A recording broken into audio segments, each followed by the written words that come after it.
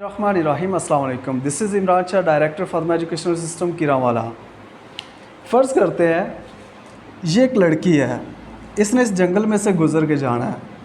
یہ اکیلی ہے, تقریباً اس کی ایج 17 ایئرز ہے. 17 سال کی لڑکی ہے اور اس اکیلی نے جنگل میں سے گزر کے آگے جانا ہے. یہ کرے گی کیا؟ یہاں سے تھوڑا سا آگے جائے گی اور ڈر کے مارے بھاگ کے واپس آ جائے گی. لیکن اگر ہم اسی لڑکی کو اس کے ایک چھوٹے بھائی کے ساتھ, جس کی عمر 10 سال ہے, اس کے ساتھ بھیجیں تو ہو سکتا ہے یہ لڑکی سارے کا سارا جنگل کراس کر جائے, یا ایٹ لیسٹ ہاف جنگل تک وہ کانفیڈنٹلی جائے. یہاں پہ میرا سوال یہ ہے کہ ایسا کیا ہوا ہے کہ وہ لڑکی جو پہلے یہاں تک گئی اور واپس آ گئی, اب وہی لڑکی آگے پورے کا پورا جنگل کراس کر گئی ہے. یہ صرف اور صرف یقین کا معاملہ ہے. جب اس کا بھائی اس کے ساتھ تھا, اس کو یقین ہوا کہ کوئی اس کے ساتھ ہے اور اس کو پروٹیکٹ کر لے گا, اس کی حفاظت کر لے گا. یہ یقین ہے کہ جس کی وجہ سے وہ آگے جنگل کو کراس کر گئی ہے. اب یہاں پہ میرا سوال یہ ہے کہ کیا یقین ہم بتاتے ہیں یا یقین خود بخود دوسرے لوگوں کو ایفیکٹ کرتا ہے؟ ہمارا یقین خود بخود دوسرے لوگوں تک منتقل ہو جاتا ہے. اس کی مثال کچھ اس طرح سے لیتے ہیں. فرض کر لیں یہ آپ کا گھر ہے, ایک یہ روم ہے. آپ کو لگتا ہے کہ اس روم میں کچھ ہے, کچھ ایسا ہے جو سپر نیچرل ہے, جو عام روٹین میں نہیں ہوتا. آپ ڈرتے ہیں اس چیز سے. اب آپ کو کہیں یقین ہوتا ہے کہ اس روم میں کوئی ایسی چیز ہے جو نقصان دے سکتی ہے. اب آپ کسی کو بتاتے نہیں ہیں کہ اس روم میں کوئی چیز ہے جو کسی کو نقصان دے سکتی ہے. لیکن ہوتا کیا ہے, ہو سکتا ہے آپ کا بیٹا بولے بابا میں نے اس روم میں جا کے سونا ہے. چونکہ آپ کو یقین ہے کہ اس روم میں کچھ ہے, آپ اس کو بولیں گے نہیں بیٹا ادھر نہیں جانا. پھر ہو سکتا ہے آپ کی وائف یا آپ کی والدہ اس روم میں جانا چاہے, تو جب وہ جانا چاہیں گے آپ بولیں گے نہیں اس روم میں نہیں جانا. آپ کا بار بار اس روم کو لے کے جب آپ کا ایک رسپانس ہوگا, ایک رویہ ہوگا, وہ ہی انڈیکیٹ کر دے گا کہ اس روم میں کچھ ہے, کچھ ایسا ہے جو برا ہے, جو نقصان دے سکتا ہے. اب آپ نے بتایا نہیں ہے, دوسروں کو سمجھایا نہیں ہے, لیکن آپ کے رویے سے دوسروں کو پتہ چل گیا کہ ایکچول میں آپ اس کمرے کو لے کے کیا دیکھتے ہیں یا اس کمرے کو لے کے کیا سوچتے ہیں. اب یہاں سے پھر میرا ایک سوال بنتا ہے جو میں آپ سے سوال کروں گا, اگر آپ ماں باپ ہیں یا ٹیچرز ہیں یا کوئی بھی ہیں, کہ آپ کو لگتا نہیں ہے کہ اگر ہمارا یقین ہمارے بچے کو لے کے یہ ہو کہ وہ نالائق ہے تو ہمارا رویہ اس کو نالائق بنا دے گا؟ کیا آپ کو یہ لگتا نہیں ہے کہ اگر ہمارا یقین یہ ہو کہ ہر بچہ خاص ہے اور وہ کچھ بھی کر سکتا ہے, تو کیا آپ کو لگتا ہے ہمارا رویہ اس کو خاص نہیں بنا سکتا؟ بنا سکتا ہے. کیسے؟ فرض کرتے ہیں مجھے یہ لگتا ہے ہر بچہ لائق ہے, ہر بچہ کچھ کر سکتا ہے. جیسے ہی میرا یہ یقین ہوگا, اب میرا رسپانس کیسے ہوگا؟ ایک بچہ آیا, اس نے مجھے کام چیک کروایا, جب اس کا کام ٹھیک نہیں ہوگا میں اس کو پھر سمجھاؤں گا, وہ پھر جائے گا کام کرے گا, پھر کام ٹھیک نہیں ہوگا پھر سمجھاؤں گا. چوتھی دفعہ مجھے لگے گا کہ شاید کوئی مجھ میں مسئلہ ہے. کیوں؟ کیونکہ میرے یقین میں یہ چیز ہے کہ بچہ نالائق تو ہو نہیں سکتا, بچہ تو ایسا ہو نہیں سکتا, کہیں مجھ میں کوئی مسئلہ ہے.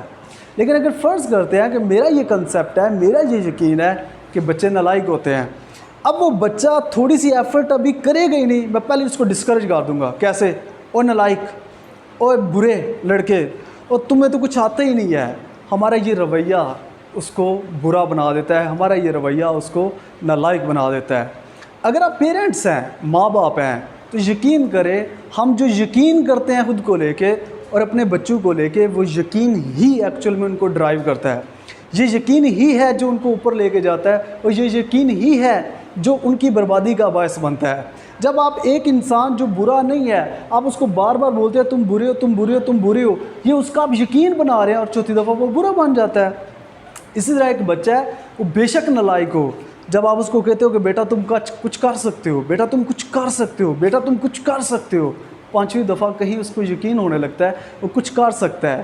یہ چیز ہر جگہ اپلائی ہوتی ہے, ہماری ہر ریلیشن میں اپلائی ہوتی ہے. تو ہمیں اپنے یقین اور عقائد پہ کام کرنا چاہیے. کیوں؟ کیونکہ ہم بن بتائے, بن سکھائے یہ چیزیں ہم سے آگے دوسروں پہ ٹرانسفر ہو جاتی ہیں. جیسے آپ کو میں نے اس لڑکی کی مثال دی, اس لڑکی کو جیسے یہ یقین ہوا کہ اس کا بھائی ساتھ ہے, اس کو جانور نہیں کھا سکتے, اس کو کوئی نقصان نہیں ہو سکتا. کیوں؟ اس کا بھائی ساتھ ہے.